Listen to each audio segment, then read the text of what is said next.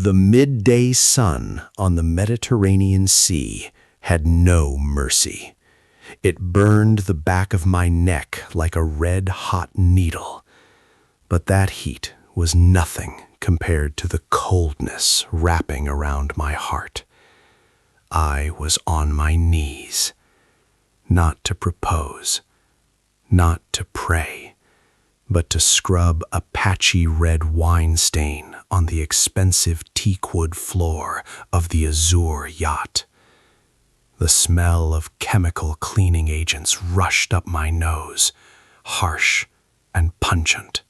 It mixed strangely with the scent of Chanel perfume and garlic butter grilled lobster from the party happening just a few steps away. "Scrub harder, brother-in-law," a slurred voice rang out right above my head. I didn't need to look up to know who it was. Ryan Sterling, today's groom, and my brother-in-law. I stared at his polished crocodile leather shoes. Another drop of red wine fell, splashing onto the toe of my shoe. The old canvas shoes I bought from a thrift store 3 years ago. Oops, sorry. Ryan smirked. His laughter sounded like shattering glass. It was sharp and damaging. My hands are a bit shaky from being too happy. Ryan turned to the wealthy crowd surrounding him, those holding crystal glasses like victory trophies. "You know what? This is Lucas, my late sister's husband. He loves manual labor. At home, he fights with the maids to do chores, too." The crowd roared with laughter, giggles that were polite but cruel. They looked at me like a strange creature in a zoo. A 35-year-old man wearing a baggy janitor uniform, kneeling at the feet of kings and queens. I kept my head down. My hand kept moving steadily in circles. The brush rubbing against the wood surface made dry, swish, swish sounds. I didn't feel humiliated. Humiliation is a luxury emotion I discarded 5 years ago.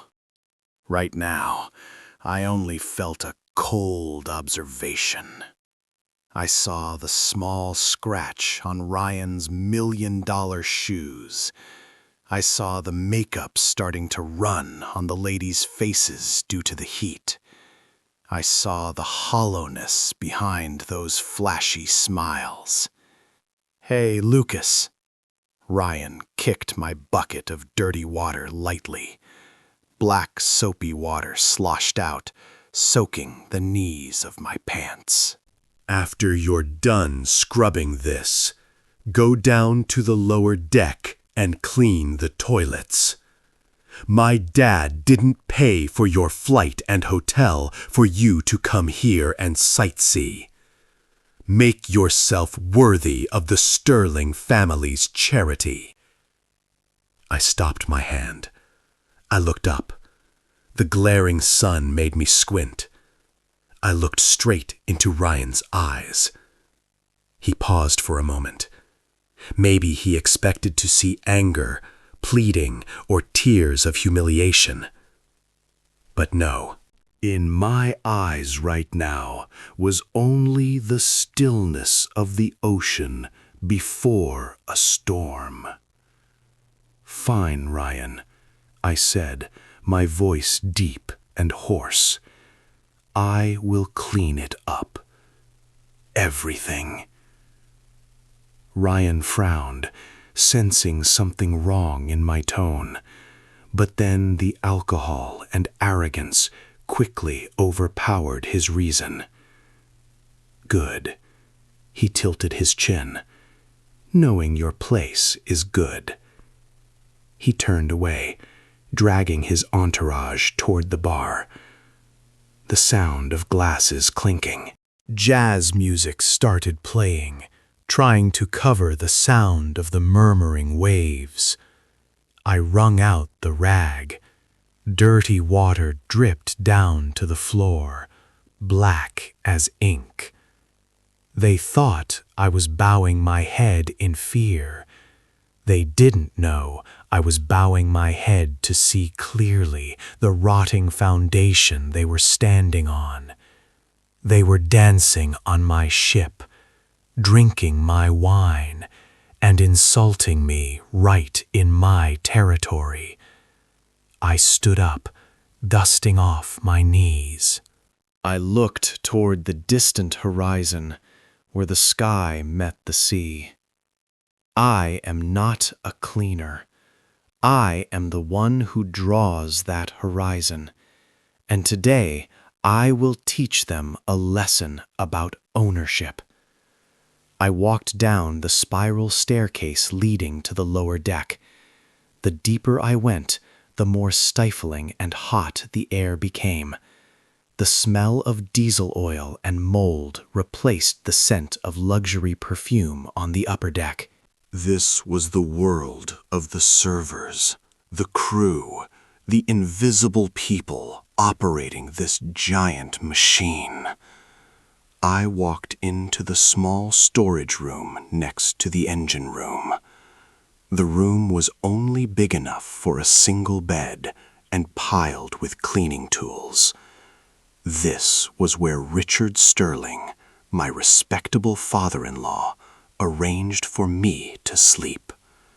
You are not qualified to sleep in the same cabin as the guests. He had said that when throwing me the storage room key. You are a bad omen. Ever since my daughter married you, she didn't have a single happy day and died young. I sat on the edge of the bed, listening to the engine humming on the other side of the steel wall. The vibration rhythm of this MTU 4000 series engine, I knew it better than my own heartbeat. 5 years ago, when I designed the first blueprint for the Azure, I lost sleep for months refining the damping system. That's right. I am not Lucas, the unemployed parasitic son-in-law. I am Lucas Crown, the anonymous founder of Poseidon Group, the corporation owning the most luxurious chain of yachts and beach resorts in the world. But no one knew that. Not even Sarah, my late wife. When I met Sarah, I was just a young engineer starting a business, in debt because I poured all my capital into my first project. Sarah loved me when I had nothing. She went against the whole Sterling family to marry me, and when she passed away from a terminal illness 2 years ago, she made me promise one thing: be patient with my parents and brother, Lucas. They are snobbish, they are greedy, but they are the only family I have left. Help them in your own way. I kept that promise. I silently pumped money into Richard Sterling's failing real estate company through venture capital funds. I hid my identity, playing the role of a useless son-in-law, so they could feel superior, so they wouldn't feel charred by the person they despised. But human patience has limits, and today that limit was trampled by Ryan Sterling with a red wine stain. I pulled my old phone out of my pocket. The screen was cracked, but inside was an operating system worth billions. I opened the Poseidon Fleet Management app. A blue dot was blinking on the satellite map. That was our location, and next to it was a bright red notification line that had just appeared from the group's financial system. Warning. Service payment transaction for event Ryan Sterling wedding has been declined. Reason. Credit card over limit / account frozen. I smirked. A cold smile reflected on the phone screen. Richard Sterling had played a reckless game. He rented my most expensive yacht to hold a wedding for his son, to show off to business partners and save his crumbling reputation. He swiped the corporate credit card, hoping the bank would loosen the limit at the last minute. But he didn't know that the bank had just been acquired by one of my subsidiaries this morning. And the first order I approved as the new owner was tighten the bad debts of the Sterling family. Footsteps thundered along the corridor outside. The radio crackled. Captain, there is a problem with payment. Mr. Sterling is making a scene on the main deck. I put the phone in my pocket. I stood up, walking to the small mirror hanging on the wall. In the mirror was a man wearing dirty work clothes. But the eyes, those eyes were sharp as scalpels, just like Emily Grant looking at her reflection in the skyscraper window. I was no longer the fired employee. I was no longer the despised one. I adjusted my collar, smoothed the wrinkles on my sleeves. Time to go up to the upper deck. Not to clean, but to take out the trash. The real trash wasn't on the floor. It was wearing a suit and holding a glass of champagne. I opened the door and stepped out. The engine seemed to roar in response. The play is over, Richard. I stepped onto the main deck. The afternoon sun had softened, giving way to a brilliant orange-red sunset. The party atmosphere was at its peak. The sound of corks popping from champagne bottles went pop, pop continuously like fireworks. Ladies in silk dresses were laughing heartily, holding fresh raw oysters. Gentlemen were gathering, smoking cigars, blowing smoke into each other's faces, and discussing fake deals. They were drunk on the illusion of wealth. Richard Sterling stood in the center, holding a microphone. His face was red from alcohol and excitement.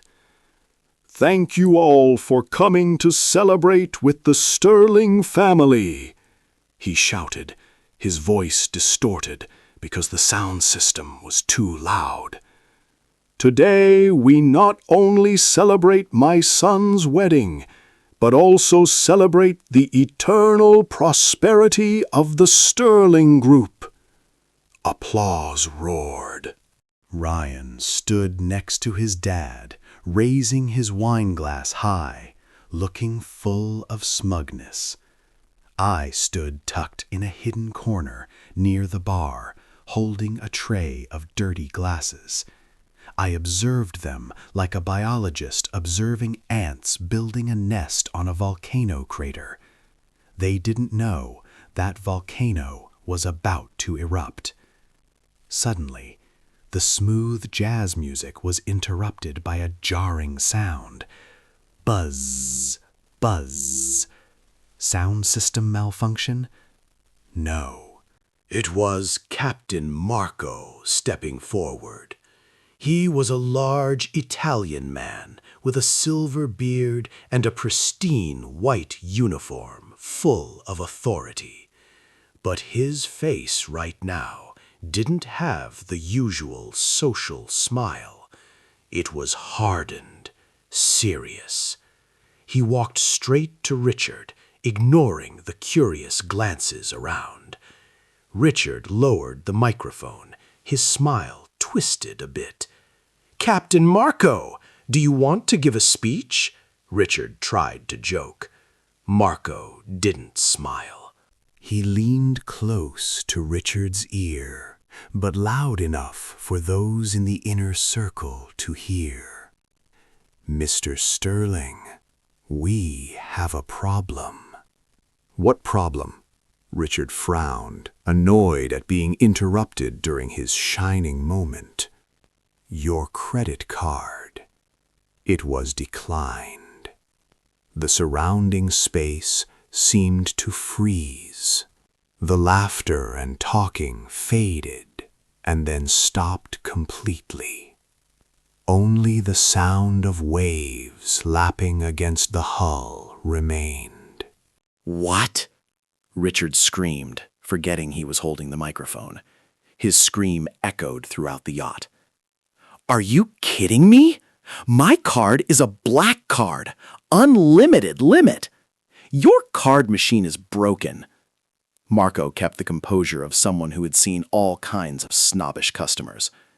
"We tried 3 times, sir, and we also called the bank directly. Your company account has been frozen due to bad debt exceeding the allowable limit." And the $500,000 payment for this party has been canceled. Murmur, murmur. The crowd started whispering. The admiring looks from earlier now turned to suspicion, then contempt. Declined. Is Sterling going bankrupt? No wonder he keeps inviting me to invest in ghost projects lately. So embarrassing, organizing a wedding without money to pay.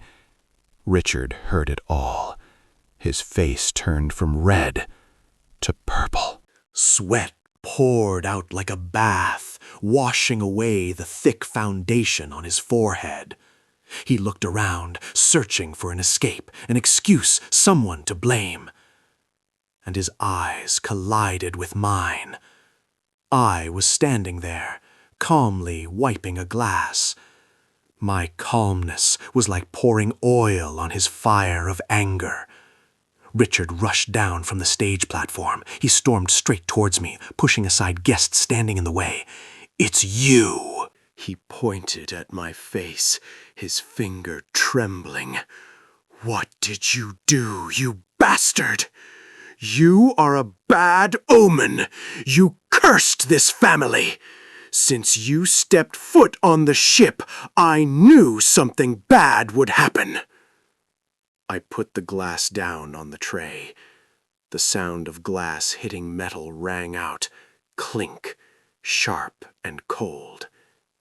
"Father-in-law," I said, voice deep and clear, "I am just a cleaning staff. I don't have the power to freeze Dad's bank account. Unless—" I left the sentence hanging, narrowing my eyes at him. Dad really has no money left. "Shut up!" Richard screamed, intending to slap me. But Ryan managed to run over, holding his dad's hand back. "Dad, calm down! Everyone is watching!" Ryan turned to Captain Marco, trying to salvage some face. "Captain, surely there is a mistake. We will write a check right now." Poseidon Group's rules are very clear. 100% payment before the ship sets sail or as soon as the party starts. If not, he looked at his wristwatch, we will turn back to the port immediately. And according to the contract terms, the entire deposit will be forfeited to cover operating damages. You have 15 minutes to pay by cash or another card. 15 minutes? Richard exclaimed.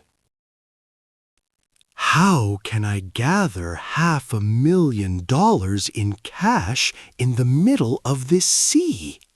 That is your problem, Marco said coldly, then turned his back, walking towards the cockpit.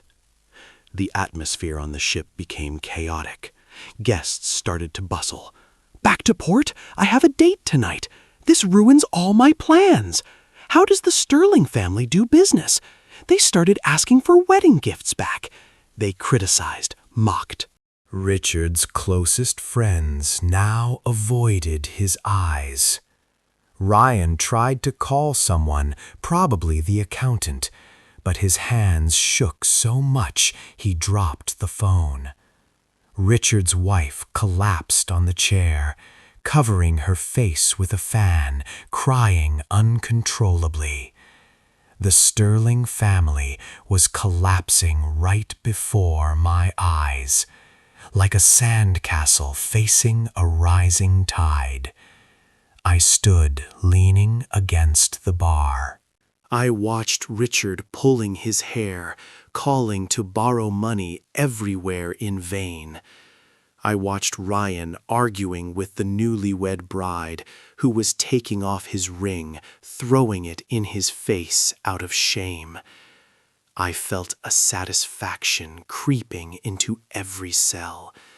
Not a petty gloating, but the satisfaction of justice. They used money to trample my dignity. Now, the lack of money was stripping away their dignity. 14 minutes passed. The ship engine sound suddenly changed. It roared loudly, then decelerated abruptly. The ship started tilting slightly, preparing to turn around. Lights on the deck flickered twice, then switched to dim emergency lighting mode. Music stopped. Only the sound of sea wind whistling remained. Time is up. The captain's announcement voice rang out, emotionless, like a sentence. We will return to Naples port. Please keep order. No! Richard screamed, rushing towards the cockpit. I don't allow it. I am a VIP customer. I want to see the ship owner. Call your boss out here. I will sue you to death. He banged on the cockpit door loudly, but the steel door remained shut tight. I adjusted my cuffs, took off the dirty apron. I threw it over the back of the chair. It is time. He wants to see the ship owner. Fine. I stepped out of the hidden corner. My footsteps pounded on the teak floor, the sound solid and full of power. I walked through the panicking crowd. They automatically parted to two sides, like the seawater parting for Moses. I approached behind Richard. You want to see the ship owner, Richard? I asked, voice not loud, but enough to cut through all noise. Richard spun around, eyes bloodshot. What are you doing here? Get lost and clean the toilet. I smiled. This time, my smile no longer held any endurance.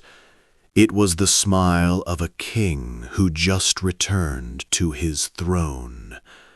I'm afraid I can't clean the toilet anymore, I said, because I am busy running this ship. I pulled out my phone. System, hear my command. Activate highest admin privileges. Off code Crown-01. Boom. The entire LED lighting system on the yacht lit up again, but not normal white light. It was royal gold light, the color reserved only for special events of the group chairman. Poseidon Group's Trident logo appeared on every screen, large and small, along the ship hull. And from the loudspeakers, the AI voice rang out. Identity confirmed. Chairman Lucas Crown. Welcome back, Captain. Captain Marco and the entire crew bowed simultaneously. "Welcome back, Mr. Chairman." That greeting rang out like a thunderclap in a clear sky. Richard Sterling stood frozen. His mouth gaped open, his eyes bulging out as if about to fall onto the wooden floor. Ryan dropped the wine glass in his hand. Crash! The sound of shattering glass was the only sound breaking the deadly silence covering the yacht. The wealthy guests around started backing away. They looked at me with horror mixed with worship. The janitor they just mocked was now standing there, radiating the aura of absolute power. I didn't need a crown. Just the way I stood straight and looked down at them was enough. Chairman? Richard stammered, voice trembling like he was about to cry. Son? Son is the owner of Poseidon Group? Impossible! You were just the dirt poor Lucas! I walked slowly towards him. Every step I took made him take a step back, until his back hit the ship railing. "Dirt poor?" I repeated, voice gentle but sharp as a razor. "You judge people by their wallet, Richard. That is why you always fail. You see a guy in work clothes and think it's trash. But you don't know that the truly wealthy don't need to plate themselves in gold to prove their value." I pulled a silk handkerchief from my pocket. I wiped the dirt stains on my hands. Then I threw that handkerchief at Richard's feet. It fell right on his expensive leather shoes, covering the wine stain I just had to scrub. For 5 years, I lived in your family's shadow. I let you insult me. I silently paid debts for your company. I did it all because of the promise to Sarah. Mentioning Sarah, my voice dropped slightly, but then hardened immediately. But today, you committed the biggest mistake. You turned my wife's legacy into a joke. You used my money to organize this party, then made me kneel to clean your shoes. Ryan tried to butt in, face drained of blood. Brother-in-law, Lucas, listen to me explain. It was just a joke. We are brothers in the family. Shut up, I shouted softly. No need to scream loud. Just that one word was enough to make Ryan shut up, shrinking like a beaten dog. I turned to look at all the guests, holding their breath, watching. I smiled, a perfect social smile of a businessman, be covered by me, Lucas Crown. Please enjoy the fine wine and premium seafood. The crowd roared. Scattered applause rang out, then quickly became a crisp round of applause. They didn't care who the groom was. They only cared who was paying. And now, I was their god. Richard and Ryan looked at each other, a ray of hope flashing in their eyes. They thought I had forgiven. They thought they could still stay at this party as the chairman's family. Richard adjusted his vest, intending to step forward to shake my hand. "Thank you, son-in-law. Dad knew you were a generous person. We will discuss cooperation later." I raised my hand, stopping him. The distance between my finger and his chest was only a few centimeters, but it was as far as 1,000 miles. "I invite my guests to stay," I said coldly. "But I don't remember inviting the Sterling family." The smile on Richard's lips vanished. What do you mean?" I turned to Captain Marco. "Captain." The Sterling family has violated payment terms and code of conduct on the ship. Please invite them to leave my yacht immediately." "Leave?" Ryan shouted. "But we are in the middle of the sea. Do you intend to make us swim back?"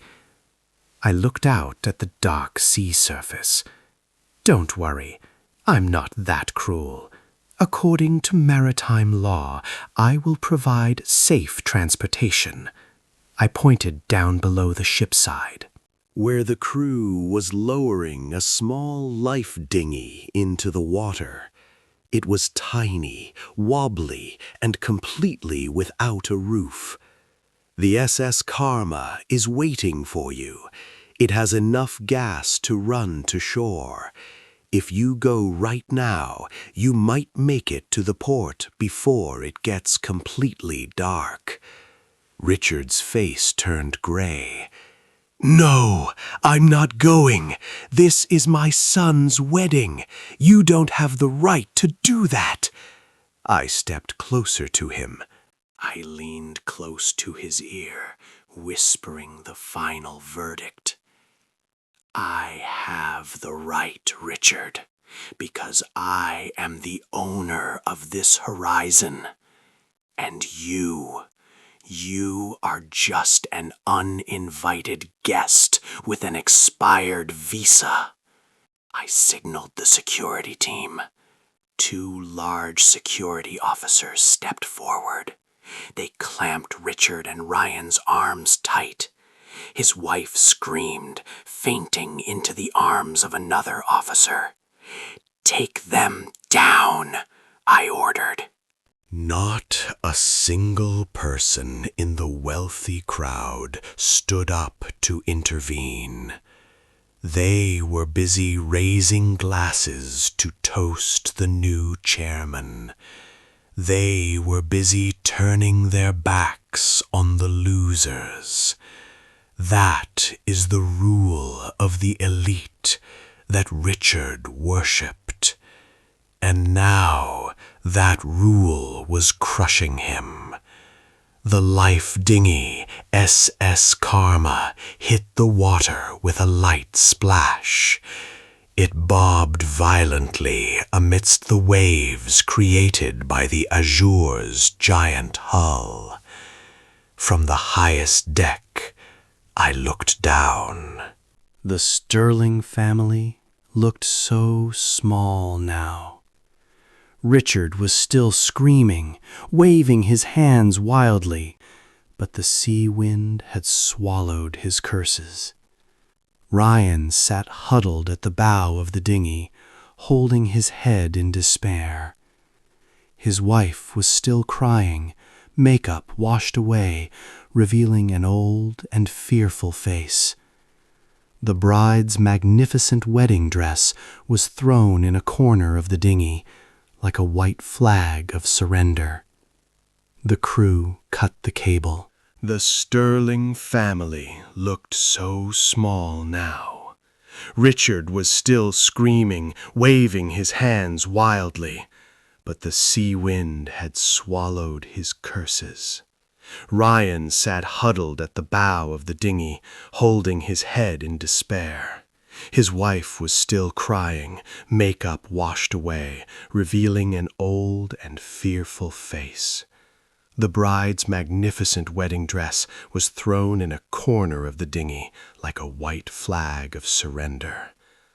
The crew cut the cable. No more snobbery, fakery. Instead was respect mixed with fear for the true master. The wealthy guests, those who just mocked my work clothes, were now lining up to toast me. Mr. Crown, it is an honor for us. Mr. Crown, I have a project I want to present to you. I smiled, nodding gently. I knew they were opportunists. They changed their attitude as fast as the sea wind changed direction. But I didn't care. In this world, respect is sometimes bought with power, and I had plenty of both. Captain Marco stepped forward, holding a bottle of vintage 1959 champagne, the rarest wine in my cellar. He poured wine into the baccarat crystal glass. The fizz of the wine sparkled under the golden light. "Mr. Chairman," Marco said, voice warm, "where do you want to go next? Should we return to Naples Port to drop off these guests?" I held the wine glass up. I brought it to my nose, taking a deep breath. The smell of fermented grapes, the smell of oak, and the smell of freedom. I looked out at the vast ocean, where the horizon was dyed purple by the sunset.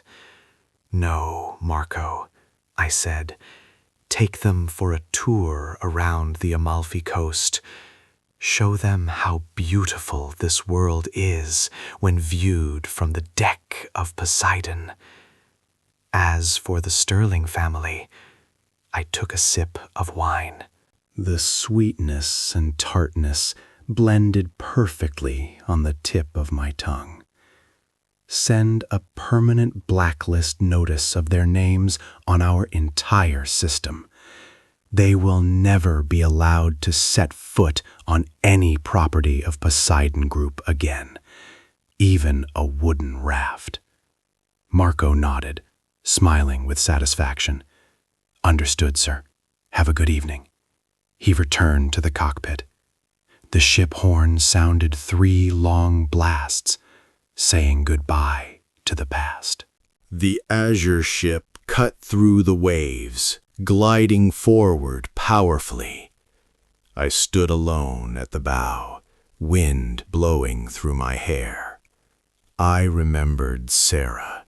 I remembered the days I had to bow down to clean floors, having to endure sarcasm to keep my promise to her. But today, I have paid off the debt, both the debt of kindness and the debt of hatred. I took off the old wedding ring on my hand. I kissed it lightly one last time. Then I dropped it into the deep sea. It sank, carrying the burden of the past 5 years. I was no longer the widowed husband of the Sterling family. I was no longer Lucas the cleaner. I am Lucas Crown, owner of this ocean. I raised the wine glass towards the setting sun. "Welcome back," I whispered to myself. "The real party starts now."